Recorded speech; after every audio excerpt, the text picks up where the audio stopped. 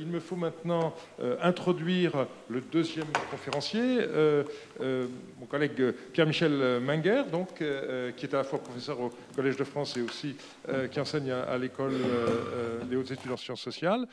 Et il va nous donner une perspective cette fois différente, sous un angle différent, c'est-à-dire qu'il va nous montrer comment la recherche en tant que telle peut aussi être l'objet d'une recherche et son point de vue, qu'est-ce qu'il faut dire, sociologique, va nous donner des éclairages tout à fait intéressants. Pierre-Michel, je te laisse la parole. Merci Dominique, bonjour à toutes et à tous.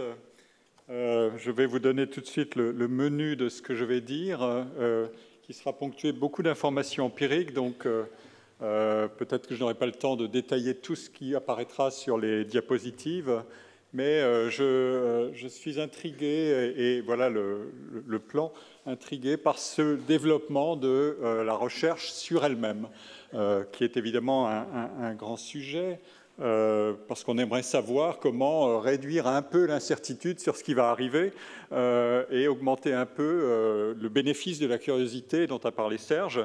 C'est un jeu, est-ce qu'on peut le modifier en s'étudiant et en étudiant la production scientifique et comment est-ce qu'elle se construit, s'accumule, se dissipe.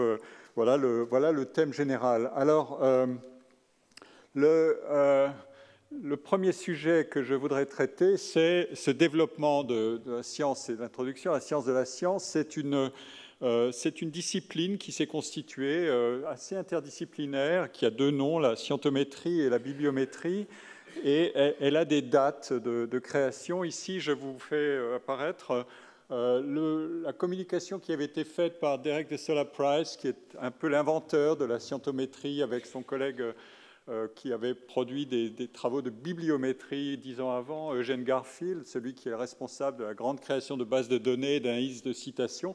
Derek de Solla Price donnait la conférence inaugurale de la Fondation pour la science de la science en 1965, et son exposé, c'était Scientific Foundation of Science Policy. Donc, on voulait chercher des fondements, non seulement à la science, mais aussi à la politique scientifique, pour éviter l'arbitraire ou bien aussi augmenter l'efficacité. Notre collègue Pierre Bourdieu a donné ici même son dernier cours du Collège de France en 2000-2001 sur le thème « Science de la science ». Vous voyez, ce terme circule, et réflexivité. Son but, alors que de Solla Price voulait étudier, il mentionnait dans son introduction, il étudiait les carrières, la démographie, par exemple le risque de pénurie de scientifiques, le problème des ressources à engager, les inégalités de réussite, je vais y revenir, et les stratifications de la science par appariement sélectif. Vous comprendrez un peu mieux ce que je veux dire tout à l'heure. Ce qu'on appelle aussi les collèges invisibles, les collègues qui communiquent entre eux, mais pas n'importe comment. Et Pierre Bourdieu, lui, s'intéressait à ce qu'il appelait les conditions historiques de production des vérités transhistoriques. Comment est-ce que la science, qui est enracinée dans un contexte, peut produire des vérités qui durent et qui transcendent ce contexte. Il discutait Merton, le grand sociologue des sciences. Il insistait sur les questions de compétition, sur le contrôle évaluatif des scientifiques par la communauté de leurs pairs et sur la structuration de cette compétition dans ce qu'il appelait un champ scientifique. La dernière source que je voudrais utiliser aussi, c'est pour introduire, c'est cet article de 2018 dans Science.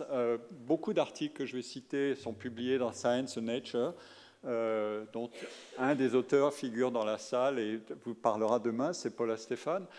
Science of Science, c'est un bilan extrêmement intéressant que je vous recommande de lire, avec toute une collection d'auteurs, Fortunato et d'autres, qui viennent de disciplines différentes, j'y reviendrai, qui établit ce qu'a produit en quelque sorte l'histoire qui s'est déroulée depuis ce moment-là jusqu'en 2018.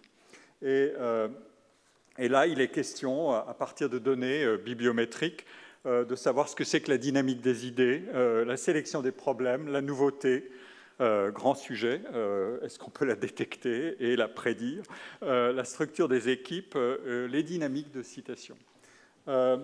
Juste une précision de vocabulaire, Scientométrie, dans une définition reçue, c'est la mesure quantitative de l'ensemble des activités scientifiques, toutes disciplines confondues, mais aussi séparables, bien sûr. Et la mesure concerne les données sur aussi bien les investissements, les personnels scientifiques, mais aussi la production d'articles et de brevets.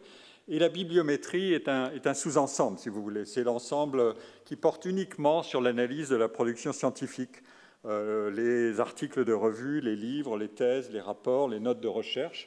Mais il faut dire aussi que les données qui sont les plus aisées à recueillir et à mettre en base de données longues ou très longues sont des données sur les articles de revues scientifiques et sur leur production et sur leur valeur. Alors, il faudra comprendre que le mot « valeur » que j'utiliserai, c'est leur valeur d'usage, c'est-à-dire est-ce que c'est cité ou non. Est-ce que les scientifiques se les approprient pour toutes sortes de raisons, notamment pour les incorporer dans leur propre travail. Ce qu'il faut aussi noter, et c'est un point évidemment essentiel, c'est que c'est un monde, Serge a beaucoup cité des noms propres, ils émergent d'une quantité énorme de connaissances produites et échangées, et il y a une très grande inégalité dans les sciences. Il y a beaucoup de scientifiques, mais beaucoup moins qui publient beaucoup, et encore moins dont les travaux sont très cités. Et ces éléments-là remontent à des travaux, par exemple, de Lotka en 1926, et qui ont été confirmés ensuite par celui qui a publié ce texte, Dirac de Sola-Price. Cet écart de réussite et de chance de réussite tient à la compétition entre les scientifiques, dont parlait Bourdieu, et aussi à la nature incertaine du travail de production de connaissances nouvelles, qui est de la valeur, c'est-à-dire qui soit utilisée par les scientifiques eux-mêmes, parmi la quantité considérable de travaux publiés. Mais ça tient aussi à l'action d'un mécanisme que Merton avait mis en évidence, le mécanisme de l'avantage cumulatif, c'est-à-dire, on l'a appelé aussi d'ailleurs l'attachement préférentiel, c'est plus poétique, dans l'approche en termes de réseau, ou encore l'effet Mathieu, c'est Merton qui l'a appelé ainsi, d'après la parabole de l'Évangile, sur les talents. Les scientifiques qui se font un nom et une réputation pour leurs travaux reçoivent plus d'attention, de reconnaissance et de récompense que des scientifiques de moindre notoriété, et ajoutait Merton, ceci à contribution plus ou moins comparable. Cette précision, évidemment, après à contribution plus ou moins comparable, elle intrigue parce qu'elle paraît saper l'idéal méritocratique de la juste récompense dans une juste compétition. L'inégalité de réussite et de performance et les bénéfices cumulatifs qui peuvent amplifier cette inégalité conduisent évidemment à porter l'attention sur trois problèmes. Premièrement, comment identifier les connaissances qui émergent pour leur valeur d'originalité ou leur rapport au développement de la science. Et donc, il faut des bases de données de toutes les publications et aussi de sa manière dont elles sont utilisées, c'est-à-dire citées, pour comprendre comment travaille une communauté de producteurs de sciences qui sont à la fois producteurs, mais aussi consommateurs de la production d'autrui pour faire avancer leurs recherches et pour vérifier ce que vaut telle ou telle découverte, quel est son potentiel pour trouver des idées nouvelles, de nouveaux problèmes, des méthodes originales.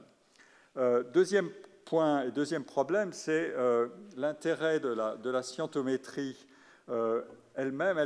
Il se porte sur les produits de la science, les articles, et sur leur qualité plus ou moins élevée, je veux dire leur utilisation sélective par les milieux scientifiques. Et donc, elle voit les scientifiques comme des individus à partir de ce qu'ils publient et qui sont affiliés à telle ou telle université, laboratoire, qui travaille en collaboration avec tel autre scientifique. Et donc, à partir de ces données, la question est, quels sont donc ces facteurs de réussite dans l'entreprise incertaine de la recherche? On ne peut pas empêcher les scientifiques de s'interroger sur les conditions de réussite et de découverte, malgré le caractère heureusement incertain de la situation et peut-être en partie indéterministe de la situation. Et donc, comment aussi détecter les idées et les auteurs qui sont prometteurs? Et comment attirer, ça c'est une autre grande question qui agite beaucoup le monde de la science, comment attirer les meilleurs chercheurs dans des équipes. Donc l'information, c'est vrai, devient disponible à travers ces bases de données sur les performances, les valeurs des individus, des articles, leur citabilité Voilà, ça c'est une première approche.